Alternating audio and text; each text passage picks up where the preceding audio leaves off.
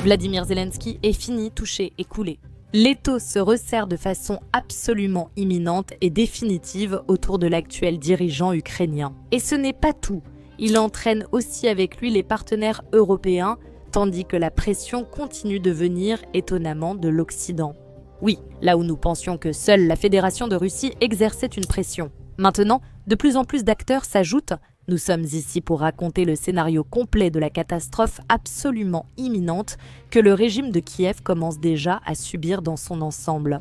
Très particulièrement, Vladimir Zelensky. N'a-t-il aucune issue ni échappatoire? Eh bien, en réalité, si. Reste jusqu'à la fin de cette vidéo car c'est là que je vais te raconter la seule voie qu'il reste encore à Vladimir Zelensky pour essayer de s'en sortir. Les possibilités absolument fatales auxquelles il sera confronté s'il décide finalement de ne pas la saisir. Je suis Liu Sivaya, analyste géopolitique et correspondante de guerre dans le Donbass. Abonnez-vous à cette chaîne pour rester informé de l'actualité internationale la plus récente et, bien sûr, des derniers et des plus importants détails du conflit ukrainien. Nous débutons comme d'habitude depuis le début, pour la première fois en 4 ans d'opération militaire spéciale russe en Ukraine et donc de guerre de l'OTAN contre la Russie sur le territoire ukrainien. Le régime de Kiev fait face à une situation extrêmement difficile où l'étau se resserre de plus en plus autour de lui et tout particulièrement autour de son dirigeant Vladimir Zelensky. Les leviers qui exercent une pression sur ce dernier et donc sur le gouvernement qu'il dirige encore sont de plus en plus nombreux. Et par conséquent, les mots ne valent plus rien. Oui, bien sûr, Vladimir Zelensky essaiera d'obtenir gain de cause, mais il est peu probable qu'il y parvienne. Ce qu'il faut, ce sont des actes et des décisions, pas seulement de la Fédération de Russie. La rhétorique médiatique pousse Vladimir Zelensky à décider de l'avenir de l'Ukraine, à accepter. Et cela, nous le voyons surtout ces derniers jours, lors des négociations avec Moscou et en fin de compte à accepter le plan, oui, américain. Le donnant-donnant avait déjà commencé dès l'arrivée au pouvoir de Donald Trump.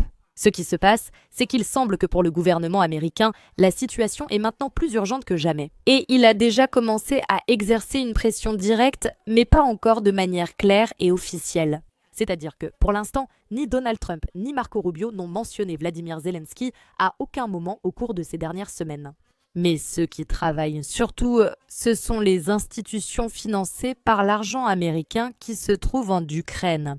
Nous devons notamment citer la Agence nationale de lutte contre la corruption, qui est le bureau ou l'agence anticorruption ukrainienne. Enfin ukrainienne, celle-ci, depuis le début, est plus qu'une simple agence anticorruption. Était-elle vraiment conçue comme un outil occidental pour contrôler le régime de Kiev et les décisions qui y seraient pas prises? Et effectivement, c'est ainsi que Vladimir Zelensky agit. Dans un accès d'égocentrisme, il a tenté de supprimer l'agence en question, mais il a dû faire face à une réponse très ferme, principalement de la part des États-Unis.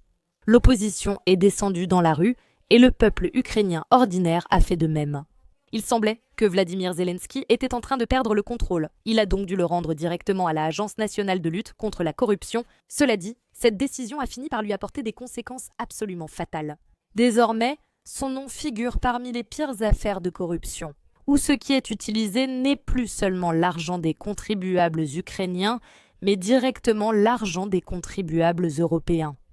Zelensky, ainsi que son bras droit Mindych, et son autre bras droit, cette fois officiellement dans son cabinet. Yermak figurait avec nom, prénom et surtout voix dans l'enquête en question, et ce sont les propres députés ukrainiens qui le confirment. Tu sais comment ça s'est passé pour nous? Dans le cas d'Yermak, il n'y a pas les enregistrements. Il n'y a pas la voix d'Yermak, même si tout le monde sait qu'il est là, tout comme le président. Tout le monde le comprend et je pense que cette information vous a également été partagée. Je sais qu'il y a Yemak et qu'il y a Zelensky là-bas. Je possède exactement la même information. Pourquoi ne les ont-ils pas montrés? Pourquoi ne les ont-ils pas rendus publics? Eh bien, regardez, d'après ce que je comprends et d'après ce que je sais, des informations provenant de différentes sources et d'amis, comme on dit, ainsi que d'autres sources. Là-bas, le volume est vraiment très important, cela concerne beaucoup de monde. Je comprends que toute cette histoire est étroitement liée à la géopolitique. Pourquoi l'histoire de Karpitrov a-t-elle commencé aujourd'hui? Eh bien, dans ces dans ces discussions d'information, eh bien, bancaire, tout est Katchouma et capitulation. Demain, ils se rendent à la Russie. Zelensky doit sortir et le dire. En fait, je suis vraiment convaincu qu'ils ont raison ici, mais c'est juste une sorte de connaissance de la corruption.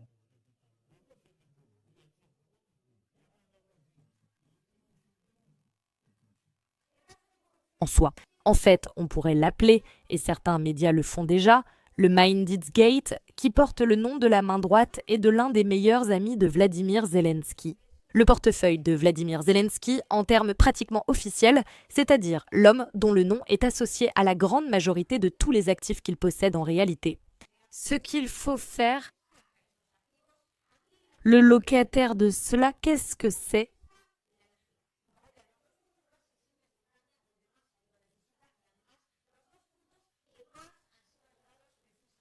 Apporter des solutions justes. Ce n'est pas le président, Poutine ne l'a pas uniquement. On est encore très loin d'avoir vraiment aidé l'Ukraine. À présent, la ministre de l'Énergie a déjà été démise de ses fonctions, le ministre de la Justice aussi, et le ministre de la Défense se trouve hors du pays et on ne sait pas vraiment s'il va finalement revenir ou non. Ce sont des faits qui ne pouvaient pas passer inaperçus et qui en fait ont déjà provoqué la réaction attendue, probablement pas pour le régime de Kiev ni pour toute la communauté internationale. Ainsi, le ministre des Affaires étrangères de la Hongrie a récemment attiré l'attention sur cette affaire, parlant du sujet en termes de véritable scandale.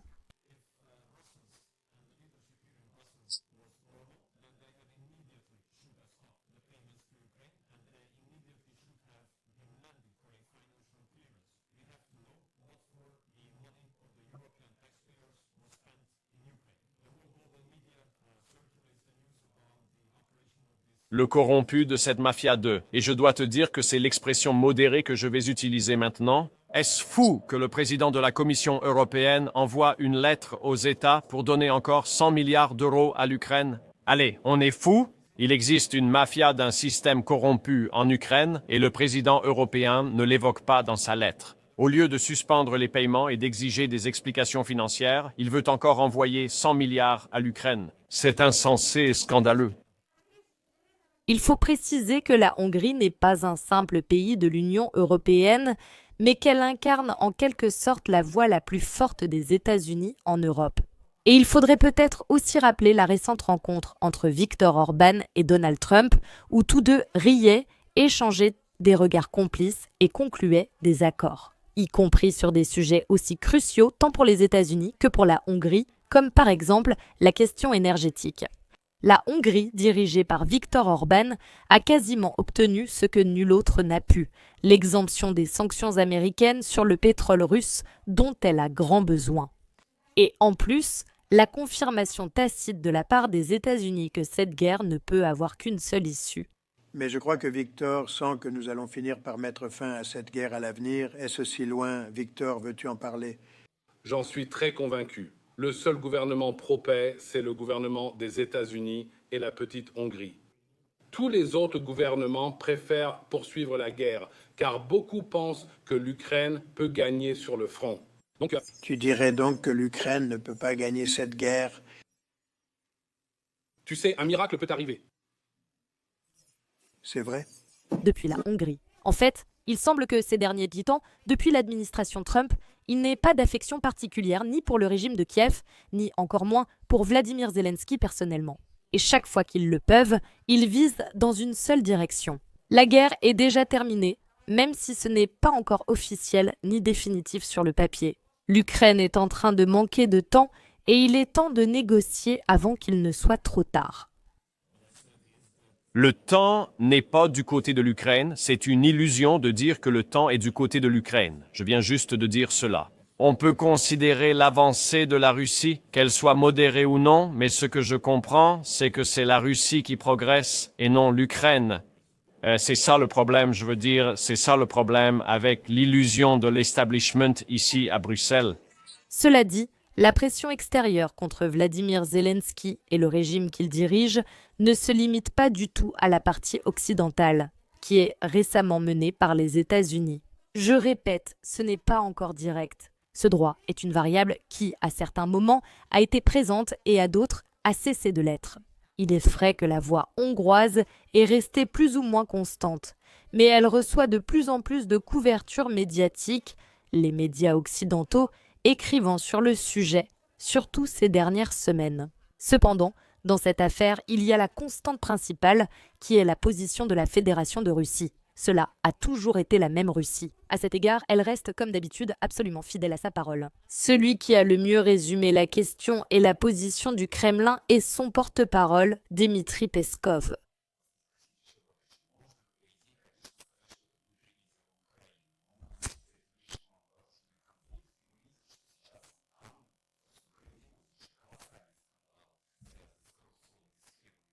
Dans l'entourage de Zelensky en Ukraine, on discute du fait qu'on vole des millions alors que des gens meurent, et c'est ça le régime. Voilà comment, en général, vous pourriez aussi résumer tout cela. Commenter, peu probable. C'est une affaire interne ukrainienne. Vous demandez pourquoi? L'argent vient de l'extérieur. Ils volent à l'intérieur, mais l'argent est extérieur. Pour les Européens, ce n'est pas seulement une affaire ukrainienne, mais concerne aussi les contribuables européens et américains. Voilà ces mêmes 350 milliards de dollars, comme le dit Trump en ce moment, que l'ancienne administration a donné, dont une grande partie a également été détournée en Ukraine. C'est pourquoi probablement, c'est leur affaire, je veux dire les Américains et les Européens, de penser à leur argent. Plus précisément, en principe, il faut penser à ses propres contribuables, à ses propres citoyens. Et ce qui se passe maintenant, le régime de Kiev est clairement devenu incontrôlable, c'est évident. Et il est clair que la dynamique actuelle sur les fronts n'est pas du tout en faveur du régime de Kiev. Et les secousses internes, les soupçons croissants de malhonnêteté, la prise de conscience de la malhonnêteté du peuple,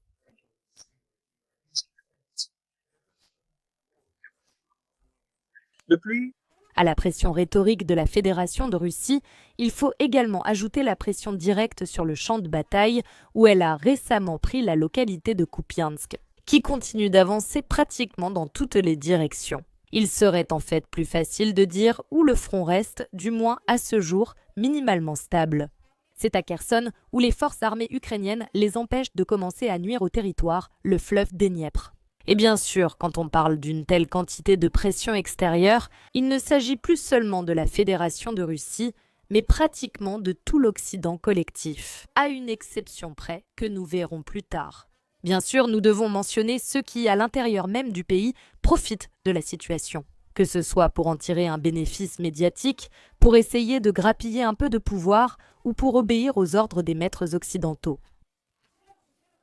Jusqu'à récemment, elle était relativement silencieuse, mais maintenant, elle a décidé de profiter du moment pour ouvrir la bouche. Et de quelle manière? Ce que nous aurions dû faire dès le début, disent-ils eux-mêmes, c'était de former une sorte de gouvernement d'unité.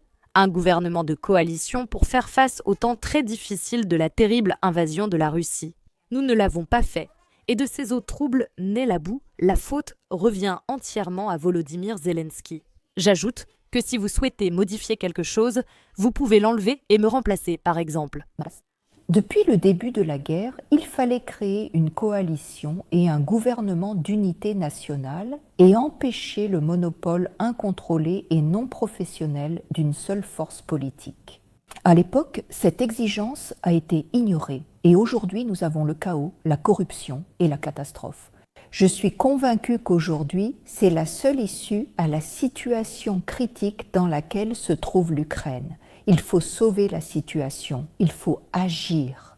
La pression exercée aujourd'hui contre Volodymyr Zelensky et tout le régime de Kiev est donc passée d'une seule source, représentée entièrement par la Fédération de Russie, à une pression d'au moins 3 volets. Et ici, pour résumer tout ce qui a été mentionné précédemment, nous devons parler de la pression exercée par la Fédération de Russie. Tout d'abord, et surtout bien sûr de la pression extérieure, que ce soit en termes d'agents américains, on pourrait dire au sein de l'Union européenne et des États-Unis eux-mêmes, principalement représentés par l'administration Trump. Et bien sûr la pression interne dont se sont chargés les différents acteurs, qu'ils soient pro-occidentaux ou payés avec de l'argent occidental ou simplement opposés au régime de Zelensky à l'intérieur de l'Ukraine. L'affaire a pris une telle ampleur qu'elle touche aujourd'hui le monde entier. La fédération du lieu, en raison de la pression qu'elle exerce sur et par... La pression est exercée par la fédération en premier lieu et par la pression exercée principalement par la Russie, avant tout, bien sûr, par la pression de la Fédération de Russie en premier lieu et bien sûr. La pression est exercée par la Fédération de Russie, avant tout, par-dessus tout. Un groupe de personnes est une organisation criminelle, une communauté criminelle organisée qui, depuis mars de l'année dernière, a usurpé le pouvoir et, sous prétexte de la nécessité de poursuivre la guerre contre la Russie, maintient ce pouvoir en Ukraine dans le but de s'enrichir personnellement. Et cela est devenu connu grâce aux résultats de l'enquête anticorruption menée en Ukraine même. Et je pense qu'il est clair pour tout le monde que ces personnes assises sur des poches d'or ne pensent probablement pas au sort de leur pays, au sort des pauvres Ukrainiens, au sort des officiers et surtout des pauvres soldats. Cela ne les intéresse pas. Au début de l'opération militaire spéciale, ce qui paraissait impossible est arrivé. La Russie perdait largement la guerre médiatique. Ils avaient bloqué tous les médias du pays. Ils inventaient constamment des récits, chacun plus terrifiant que le précédent, qui mettaient la Russie dans la pire position possible. Mais aujourd'hui, avec la réalité sous les yeux et toutes les enquêtes de l'OTAN qui sortent les unes après les autres. Pourtant, la plupart n'ont pas encore été publiées. C'est-à-dire, imaginez l'ampleur de l'affaire et le danger, ce que cela représente directement pour Vladimir Zelensky. La Russie, bon sang, il semble qu'il avait et même qu'il a encore raison. Bien sûr, le régime de Kiev lui-même nie tout en bloc. Tout cela n'est que de la propagande de Moscou, peu importe qu'il s'agisse des avancées de la Russie sur le front ou du problème de la corruption en Ukraine. Et nous entendons cette propagande depuis plus d'un an. Je crois que les gens devraient analyser les informations et les comprendre. Que les Russes comptent parmi les plus grands menteurs du monde. La propagande russe fonctionne sans relâche. Oui. La situation au front est difficile. Mais la Russie n'a obtenu aucun succès significatif. Eh bien, on dirait que quelqu'un devient vraiment nerveux. Parler de la corruption a toujours été très douloureux pour l'Ukraine. Vladimir Zelensky a déjà connu plusieurs moments embarrassants lors d'une interview avec une journaliste néerlandaise il y a quelques années, cherchant à nier ce qui était déjà évident pour beaucoup à l'époque, comme « Si la corruption persistait, la guerre continuerait. Rien n'a changé. » Vous constatez la corruption en Ukraine maintenant, Mariella. Vous vivez ici.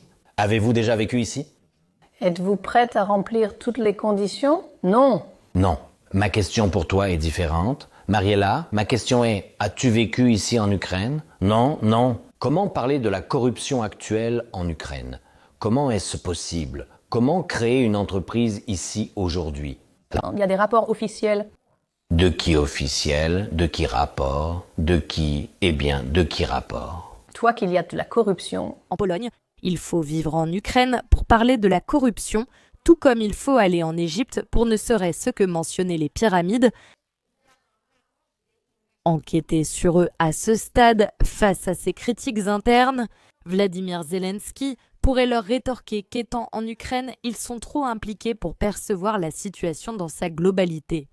Eh bien, il ne devra pas non plus trop parler de la corruption, Zelensky lui-même d'ailleurs l'a fait à plusieurs reprises. Voici ce qu'il déclarait en 2019 alors qu'il se préparait à la campagne présidentielle, lorsqu'il faisait déjà partie de la présidence aussi. Et en fait, au début, les promesses, tant électorales qu'après les élections, dessinaient pour l'Ukraine un avenir beau, prometteur et abordable, et bien sûr sans corruption en vue.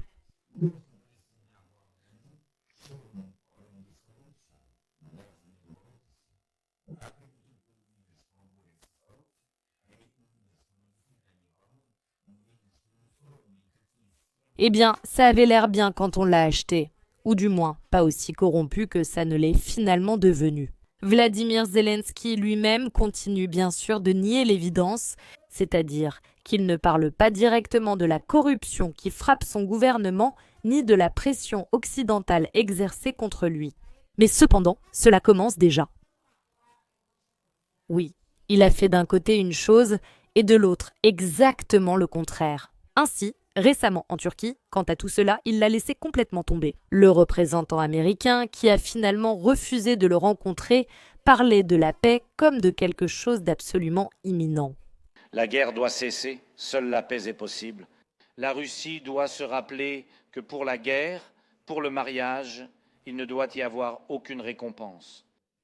Et doit-on laisser à la Russie la possibilité de déclencher une autre guerre similaire contre l'Ukraine ou contre n'importe qui d'autre ? Ensuite, ces actes étaient présentés dans les médias occidentaux, ce qui, cependant, n'a toujours pas été confirmé par la Fédération de Russie concernant ces fameux points. Certains affirment que le prétendu plan de Donald Trump comporterait jusqu'à 28 points incluant la cession de territoire par l'Ukraine. La nécessité de réduire de manière significative l'essentiel de l'armée ukrainienne, ainsi que d'autres questions que le régime de Kiev devra accepter à un moment donné.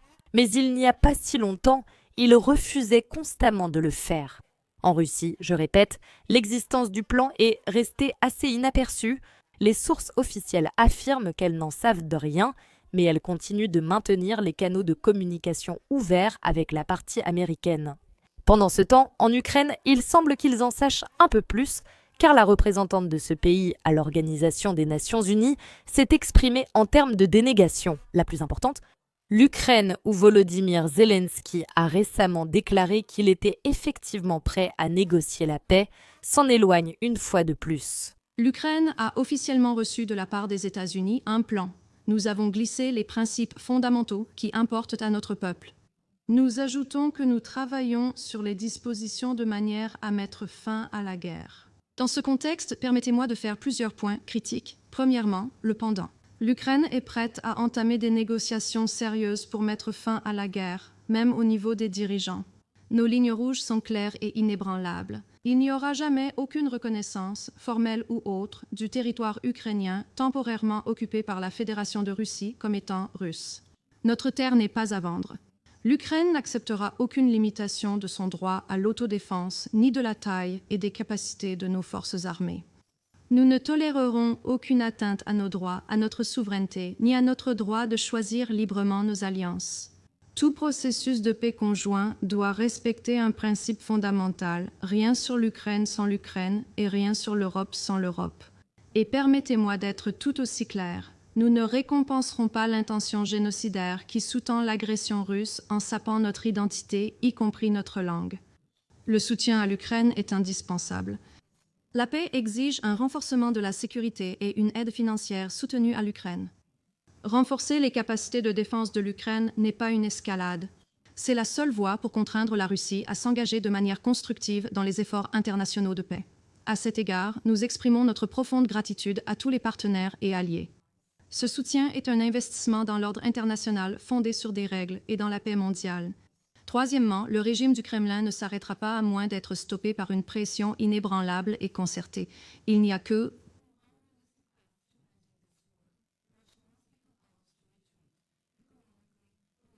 ceci. C'est la dernière fin qui approche et les conséquences croissantes sont absolument inévitables.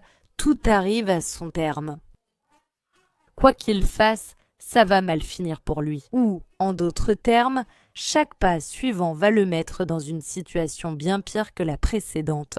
À savoir, tout d'abord, Vladimir Zelensky ne peut pas accepter le plan proposé par la Fédération de Russie. Et il semble aussi, même si ce n'est que partiellement, que cela vienne également des États-Unis. Tout simplement parce que l'opposition interne ou la pression interne, de manière générale, va finir par le détruire dans son propre pays. Il ne peut tout simplement pas se présenter devant la population ukrainienne et tous ces groupes ultranationalistes qui, en quelque sorte, gouvernent une partie très importante du pays. Et dire qu'après tant d'années de guerre, après tant de centaines de milliers, de millions, même parmi les victimes, soldats et civils, dont la grande majorité a été causée par les actions du régime de Kiev lui-même, ils accorderaient maintenant simplement cela à la Russie. D'un autre côté, si elle ne fait pas cela, la pression militaire de la Fédération de Russie continuera d'augmenter. Il viendra un moment où le front finira tout simplement par exploser complètement, ce qui se produit déjà partiellement. Et, en plus, la patience des États-Unis ne sera pas éternelle. Pour l'instant, ils agissent, mais de manière assez discrète. Mais dès qu'ils le feront officiellement et commenceront à révéler toutes ces informations que l'on sait déjà pertinemment que certaines organisations possèdent, organisations qui ont tout ce temps payé et, bien sûr, dirigées à l'intérieur même de l'Ukraine, lisez par exemple Agence nationale de lutte contre la corruption, qu'est-ce que le régime de Zelensky va faire exactement? Ils vont complètement détruire leur image, sans aucun doute. Parce que ce que nous avons comme point intermédiaire, c'est le fait que Zelensky est passé aux yeux du monde d'une sorte de leader glorieux du monde libre à un personnage extrêmement louche, oui, mais pour l'instant, pas criminel, ou du moins pas criminel confirmé officiellement et judiciairement, et pas non plus reconnu comme tel, ni par la communauté internationale, ni par la majorité de ses partenaires occidentaux, dont, il est vrai, il lui en reste encore quelques-uns. Ainsi, pendant que le monde entier rame dans la direction de la paix, et même les États-Unis désormais, se sont joints à cette dynamique. Les pays de l'Union européenne continuent d'adopter une position ferme en menant la guerre contre la Fédération de Russie, jusqu'au paquet de sanctions que il manque, que ce soit chez toi pieds nus ou dans les dernières nouvelles. Ce que nous, en tant qu'Européens, avons toujours soutenu, c'est une paix durable et juste, et nous saluons tous les efforts visant à y parvenir. Bien sûr, pour qu'un plan fonctionne, il faut des crânéas et des Européens à bord. C'est très clair et nous devons aussi comprendre que dans ce monde, il y a un agresseur et une victime. Donc nous n'avons entendu parler d'aucune concession du côté russe.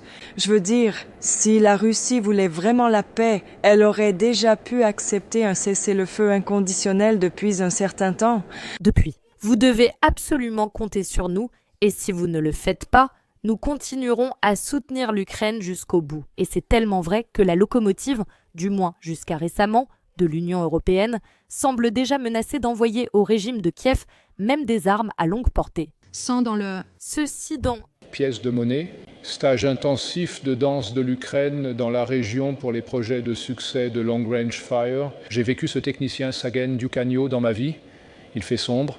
Ce mythe se relâche sous le système. Il semble être tombé dans une sorte de folie passagère, mais rien n'est plus éloigné de la réalité. De vastes sommes d'argent ont afflué de l'Union européenne vers l'Ukraine. Et il se pourrait qu'avec l'intermédiation, soit des élites qui ont aidé à les fournir, soit directement de ces politiciens que nous venons tout juste d'entendre.